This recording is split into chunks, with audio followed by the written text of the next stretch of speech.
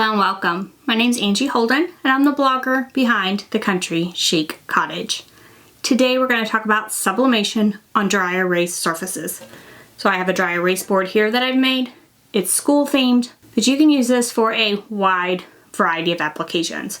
So think about kitchen applications, menu boards, grocery lists.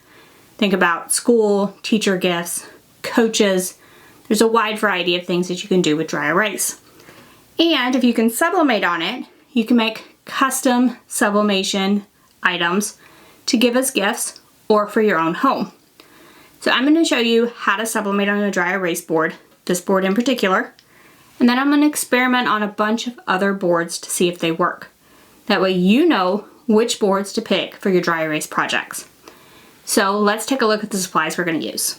So I'm going to use a variety of dry erase boards. We're going to start with the metal dry erase board from Condi that's intended for sublimation. And then I'm going to move on to a few Amazon finds, as well as these dry erase paddles from the Dollar Tree. So we are going to try a variety of dry erase boards in this tutorial. Then you'll need a lint roller, protective paper, heat resistant tape, as well as your sublimation prints. Now these are sublimation ink on sublimation paper, printed on a sublimation printer. So I have a few different options for you. I am going to do them all school themed. However, there are a wide variety of things you could do with dry erase boards. And I'm going to do a few different versions, including these cute crayons, as well as one where you could write in your answer, and then this custom one. So first let's head to Canva and see how to make a few of these custom versions. However, I do have several school patterns that you could print for sublimation, and I do have those free in the description below this video, and I have those linked as well as the links for the blanks that I'm using. So if you want to check out any of those, head to the description below the video. If you're on computer, scroll down and click show more. If you're on mobile, click the arrow to expand the description or swipe up depending on how you're watching. You'll find a list of links, the supplies I'm using, how to get the free templates, as well as the free patterns to print on your sublimation printer. So let's head to Canva and see how to customize those templates, which you can get for free below. Once you get the Canva template, I have two different options for you. The first version is for those Dollar Tree paddle boards, and it's sort of like to write their answer on, has a white area. However, you can drag over any image you want behind that white area. I'm going to drag over one of my free patterns. However, you could do this however you would like. So just drag it and drop it into the area in Canva. Looks like a sky, a cloud. Just drag and drop that image over. You can adjust the image from there. Just double click it. You can resize it. You could rotate it. You could do whatever you want to do with the image if you need to alter it at this time. You may or may not need to do this. The second template I have for you is for that clipboard, and you can customize the name here. So double click on the name and then you can type whatever you want. You can change the font at this point to whatever font you would like. You could also change the color of the name. So if you wanted a different color for the name area, you can pick from the photo colors. You can pick a color off the color wheel. You can pick the eyedropper and pick a color that's already in your image. Whatever color you want to use is fine here. So pick a color, pick a font, then you're just going to download these to print. I like to download a PDF. I find that's easiest for most sublimation printers. So go ahead and download the PDF for print. You can change it to CMYK if you would like as well. It doesn't make a huge difference, but some people see a difference in that. Go ahead and download those and print them on your sublimation printer. The boards will all be prepared in a similar manner. So I'm just going to prepare one on camera. So first I trimmed my pieces. So this one I want to make a border of the crayons around the outside, and then you could write whatever messages you wanted to inside. So I just trimmed my paper with some scissors. Now for these crayons, I printed them on 8.5 by 14 inch sublimation paper and just a full sheet of the crayons, and then just cut them into strips to make my border. I'm just going to lay these off the board. Now this is a metal dry erase board, so it could also be used for magnets. However, only one side is white, so the other side is going to be that silver. You also always want to check and make sure there's no protective film on the sublimation blank. And then we're going to clean it really well. I'm just going to use a lint roller over the entire thing.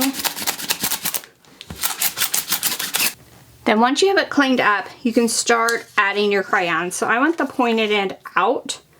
So I'm going to flip all these over, make sure the pointed end is out. Then I'm going to locate them on the board and tape them into place. I preheated my heat press to 400 degrees and we're going to press for 90 seconds. Now I went ahead and put protective paper in my heat press, then I added my sublimation blank. Now this heat press is not large enough to press this all at once, so I'm going to add protective paper over the top, press one area, move it, press another until the entire thing is pressed. Once the entire thing is pressed, I can remove it from the heat press. Now this is metal, it will get hot. Be sure to use your heat resistant gloves here. Once you remove it from the heat press, you can remove the protective paper as well as your sublimation prints to reveal your cute dry erase board. And then I just continued for my other dry erase boards. I prepped all of these in the exact same manner as the first version. However, with these that are not made for sublimation, I'm testing 385 degrees for 45 seconds to see if it will work. Again, protective paper in my heat press. Go ahead and add the dry erase board with that sublimation print on top. Add protective paper over the top and press 385 degrees for 45 seconds. Once that press is done, you can go ahead and remove the dry erase board from the heat press. Peel back that protective paper as well as your sublimation print. Now let's take a look at all of these dry erase boards and how well they sublimated. Let's take a look at some of the results. So this is that Condi dry erase, the metal dry erase board. So it's magnetic as well. Sublimated beautifully. I love the way it turned out. And I went ahead and wrote on it with a dry erase marker, allowed that to dry. Everything erases away perfectly. This is that Dollar Tree dry erase board everyone's been sublimating, the one with the handle. It did work, so it's sublimated. However, the finish looks almost matte now, and it just, like, it looks like it has imperfections in it. Not crazy about the finish at this point. And the back, like where I put the tape, it ripped off. Totally looks horrible on the back. So the front looks okay. However, the dry erase aspect isn't doing so great. So it's not erasing. And if I wet it, I can get it off, but it's like it's stained the board almost, even after I wet it. So not crazy about sublimating on the Dollar Tree blanks. However, it does work in a pinch. This is a couple of just regular dry erase boards from Amazon. You might not even be able to see my crayons on these. They did not sublimate well at all. And I had a big pack of these, tried several different times and temperatures. It just did not work. So then I moved on to that clipboard. Same type of thing. It just did not work. So this was as good as I was able to get it. Even after several attempts, different times and temperatures, it just did not sublimate. Then I moved on, like this is a tile and it's intended for a photo. It's from Condi. But any kind of shiny sublimation surface is actually dry erase. So I went ahead and sublimated this one. It sublimated gorgeous. It is a sublimation tile and definitely dry erase works perfectly. Now this made me think that in reality, any sort of shiny sublimation surface, so any metal sublimation blank that has a white coating would be a dry erase board. So I broke out this little, it's a bookend. It's one of the blanks that you sublimate flat. So I went ahead and sublimated this little design on here. And now that it's sublimated, we can just bend it. I mean, literally just with your hand. And it makes what is intended to be a bookend. However, like you could put this on a desk, so it could be like kind of a nameplate from the front, and on the back, it could be for notes because it has that white shiny surface on the back and works as a dry erase board. Now these stained a little more than I liked them to, but they did work for dry erase. So what did I learn from these experiments? Let's talk about it. Okay, so definitely some successes and some failures.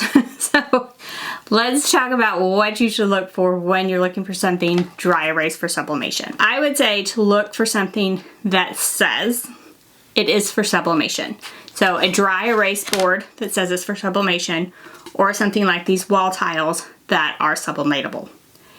I had good luck with all of those things because they said they were for sublimation. If you want the optimal surface for your dry erase markers, I would definitely get something that says it's a sublimation dry erase surface. That would be the optimal sublimation blank. Now, can you experiment with other dry erase boards? Absolutely.